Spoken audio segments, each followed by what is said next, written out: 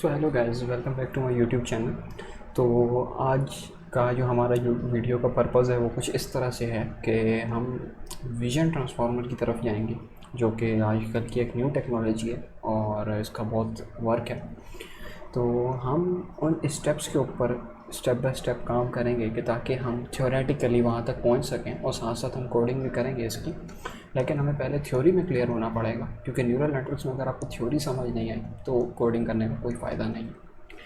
तो इस स्टेप में जाने से पहले हमें सबसे पहली चीज़ देखनी होती है कि हमें डीप लर्निंग के बारे में कितना पता है। ठीक है, तो डीप लर्निंग का जो हम कॉन्सेप्ट आज पढ़ने जा रहे हैं वो है multi layer perceptron.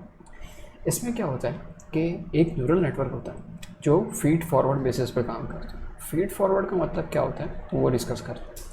Feed forward कुछ इस तरह से होता है, जैसे कि मैं आपको एक डायग्राम दिखाता हूँ कि ये मेरी एक इनपुट लेयर है।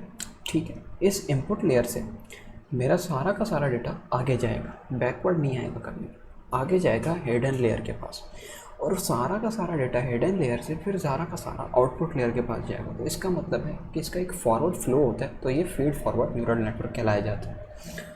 तो इसको डिस्कस करते हैं। तो इसके अंदर इसका स्ट्रक्चर है कि इसके अंदर एक हिडन लेयर होती है, एक इनपुट लेयर होती है, एक आउटपुट लेयर होती है। मिनिमम एक इनपुट लेयर और एक आउटपुट लेयर इसमें ज़रूर होती है। हिडन लेयर्स बहुत सारी बन सकती हैं, डिपेंड करता है।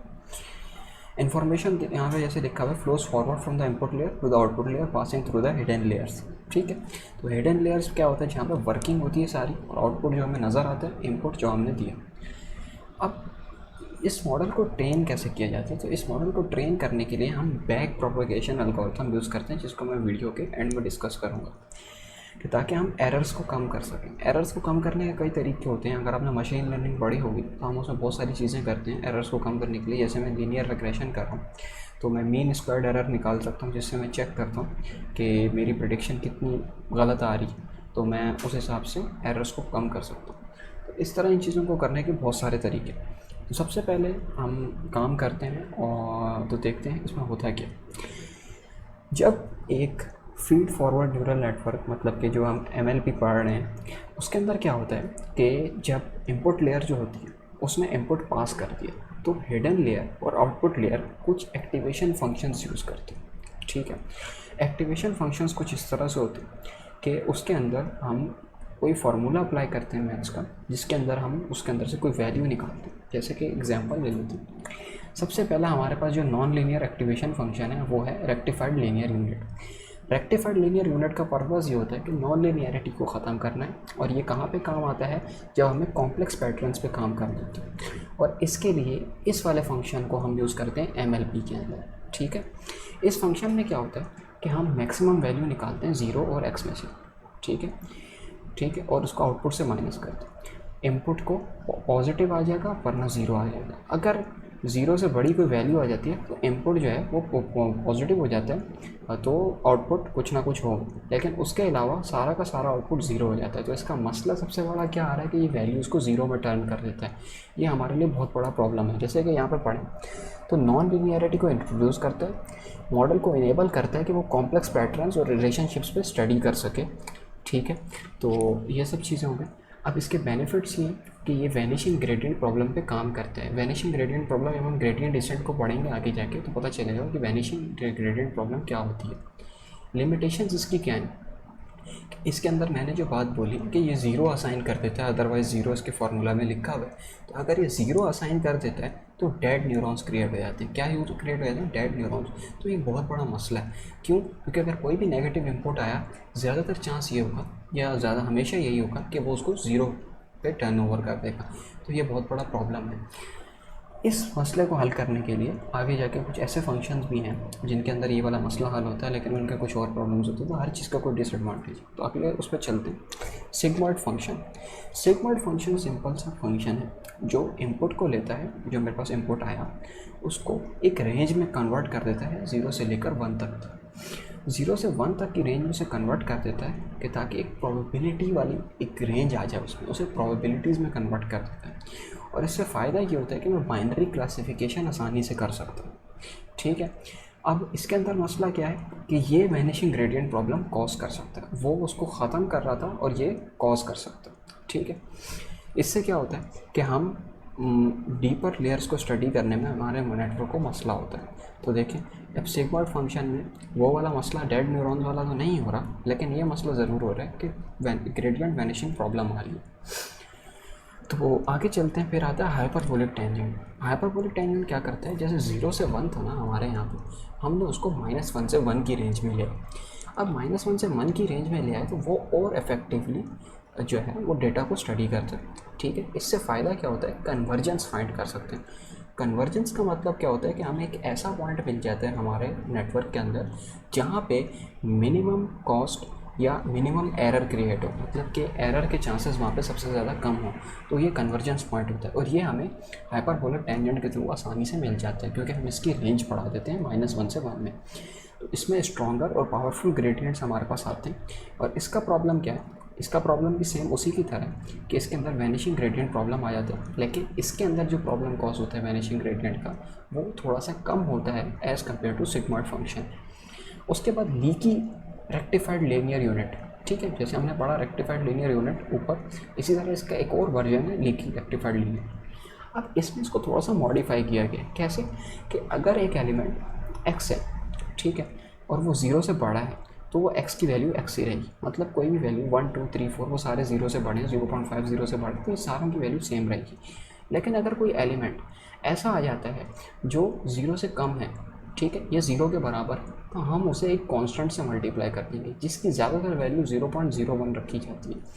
कांस्टेंट से मल्टीप्लाई करने से क्या होगा कि उसकी वैल्यू में ज़्यादा कुछ फ़र्क भी नहीं आएगा और हम उसे अपने साथ रख भी सकते हैं। जैसे कि -2 वैल्यू आ गई तो मैं उसे 0.01 से मल्टीप्लाई करके 0 तक तो नहीं लेके जाऊँगा, लेकिन 0 के करीब करीब किसी रेंज में ले जाऊँगा कि ताकि उस पर स्टडी हो सके। ठीक है, अब ये जो डेड न्यूरॉन्स की प्रॉब्लम थी वो इस वजह से सॉल्व हो गई, क्योंकि यहाँ पे हम किसी भी न्यूरॉन को 0 असाइन नहीं कर रहे, तो इसमें डेड न्यूरॉन्स की प्रॉब्लम सॉल्व हो जाती है। लेकिन इसमें जो मसला है वो ये है कि हमें अल्फ़ा की जो वैल्यू है वो बहुत सोच समझ के निकालनी होती है। अगर हमें अल्फ़ा की वैल्यू सोच समझ कर नहीं निकाली तो डेटा में प्रॉब्लम्स होंगी और प्रेडिक्शन सही से नहीं होंगी। तो ये हमारे एक्टिवेशन फंक्शंस हैं। इनमें से 2 एक्टिवेशन फंक्शंस एमएलपी में यूज़ होते हैं। सबसे पहला एक्टिवेशन फंक्शन जो एमएलपी में यूज़ होता है वो है नॉन लीनियर एक्टिवेशन फंक्शन के अंदर रेक्टिफाइड लीनियर यूनिट, और दूसरा यूज़ होता है सिग्मॉइड फंक्शन। ठीक है, तो देखते हैं इसका काम किस तरह से होता है। तो यहाँ पे देखें, हमारे पास एक इक्वेशन है, इसको कुछ इस तरह से देखते हैं। अच्छा, तो देखिए मैंने कुछ इस तरह से न्यूरल नेटवर्क डिज़ाइन किया इस फंक्शन को डिस्कस करने के लिए कि हम एक न्यूरॉन का इनपुट कैसे निकालते हैं। ठीक है, थोड़ा सा प्रॉब्लम होती है न्यूरॉन का इनपुट निकालने में, तो मैंने इसको एक लेयर्स बना दी। ये जो फार्मूला है ये थोड़ा सा कॉम्प्लेक्स बना हुआ है तो समझ नहीं आएगा, तो मैंने इसको थोड़ा बेसिक में तोड़ दिया। इसको थोड़ा नंबर से काम लेते हैं। जैसे कि मेरे पास एक ये न्यूरॉन है, ठीक है, x1 एक x2 है। अब मेरे पास एक y1 नाम का न्यूरॉन है, जैसे कि वहाँ पे j लिखा है। अब मुझे चेक करना है कि इसके पास टोटल इनपुट कितना आ रहा है। तो देखिए यहाँ पे x1 भी y से कनेक्टेड है और x2 भी y से कनेक्टेड है y1 से, सिर्फ y1 की बात करते हैं। अब मुझे चेक करना है कि y1 का टोटल इनपुट कितना है। तो y1 का टोटल इनपुट जो है उसका फॉर्मूला होगा x1 मल्टीप्लाई बाय वेट 1, मतलब x1 और उसका जितना वेट है जो वो y से कनेक्टेड है। तो यहाँ पे एक वेट का नोड होगा, मतलब यहाँ पे वेट लिखा होगा। अगर आपने ग्राफ्स पढ़े होंगे तो आपको पता होगा कि हर एक जो नोड का जो लाइन जाती है नोड से दूसरी नोड पे, उसका कोई वेट होता है। तो उस वेट को मैं उस नोड के साथ मल्टीप्लाई करूँगा, x1 को w1 के साथ, x2 को w2 के साथ, और इसके अंदर बायस ऐड कर दूँगा, जो मैंने बायस यहाँ पे डाला है, तो मुझे टोटल इनपुट मिल जाएगा। इसी तरह से अगर मुझे y2 का निकालना है तो y2 के लिए भी मैं इसी तरह से सेम चीज़ करूँगा। अब बायस जो है 2 वो दिए हुए होते हैं, जैसे कि यहाँ पे हमें एक बायस दिया हुआ है, तो इसको मैं इस तरह से लिख देता हूँ कि मुझे एक B2 भी दिया होगा, B2 = 0.75। ठीक है, इसको थोड़ा सा पुश कर, ठीक है, और इसको मैं B1 लिख देता हूँ। तो ये B1 था जिससे मैंने टोटल इनपुट कैलकुलेट किया। अब टोटल आउटपुट में कैसे कैलकुलेट करूँगा वो भी थोड़ा सा सिंपल है। तो अब देखें यहाँ पे, अब मैंने आउटपुट कैसे कैलकुलेट किया, इनपुट कैसे कैलकुलेट किया, सिंपल सी बात थी। मैंने x1 को मल्टीप्लाई किया x1 की नोड वाले वेट के साथ, मैंने x2 को मल्टीप्लाई किया x2 की नोड वाले वेट के साथ। उसके बाद मैंने क्या किया, मैंने y1 का इनपुट निकाल दिया, बायस फीचर के साथ ऐड किया, x1 w1 plus x2 w2 plus b1। इसी तरह y2 के साथ भी मैं सेम चीज़ करूँगा। लेकिन y2 के साथ अगर आप कंफ्यूज हो जाएं तो y2 के साथ x1 का अलग वेट है और x2 का भी y2 के साथ अलग वेट है। इसी तरह y1 के साथ x1 का अलग वेट है, x2 का अलग वेट है। तो सेम वैल्यू y1 और y2 भी जनरेट नहीं होगी। हो सकता है क्या पता नेटवर्क के अंदर हम इस तरह के ग्राफ प्लॉट करें कि सबका डिस्टेंस सेम हो, तो फिर हो सकता है, वैसे तो नहीं। अब मुझे y1 तक इनपुट आ चुका है, अब मुझे उससे एक आउटपुट जनरेट करना है कि ताकि उस आउटपुट से मैं फिर आउटपुट लेयर का इनपुट जनरेट कर सकूँ। समझ आ रही है? यहाँ से मैंने एक इनपुट जनरेट किया, इस इनपुट से मैं एक नया आउटपुट निकालूंगा, उस आउटपुट से मैं एक नया इनपुट जनरेट करूँगा और उस इनपुट से मैं फिर एक नया आउटपुट निकालूंगा। अब बात समझ आई आपको? तो देखिए कैसे y1 के पास इनपुट आ चुका है, y1 इनपुट की वैल्यू आपको पता है। अब मुझे ये चेक करना है कि y1 क्या वैल्यू बाहर निकालेगा और o1 को पास करेगा या o2 को पास करेगा। तो सिंपल सी चीज़ है, फॉर्मूला है कि y1 का जो आउटपुट है, ठीक है, y1 का जो आउटपुट है उसको डिवाइड करना है 1/1 माइनस एप्सिलॉन करना, सॉरी, e⁻⁻ y1n, y1 के इनपुट के पावर से e की पावर नेगेटिव y1 का इनपुट, तो मुझे y1 के आउट की पावर मिल जाएगी। तो इस तरह से मैं जो है आउटपुट निकालता हूँ, टोटल आउटपुट किसी भी न्यूरॉन का। तो किसी भी न्यूरॉन का आउटपुट निकालने का ये फॉर्मूला है और इनपुट निकालने के लिए उससे पिछले न्यूरॉन्स जो उससे कनेक्टेड हैं उन न्यूरॉन्स को उनके वेट के साथ मल्टीप्लाई करो और बायस के साथ ऐड कर दो। तो ये सिंपल सा लॉजिक है इसके लिए।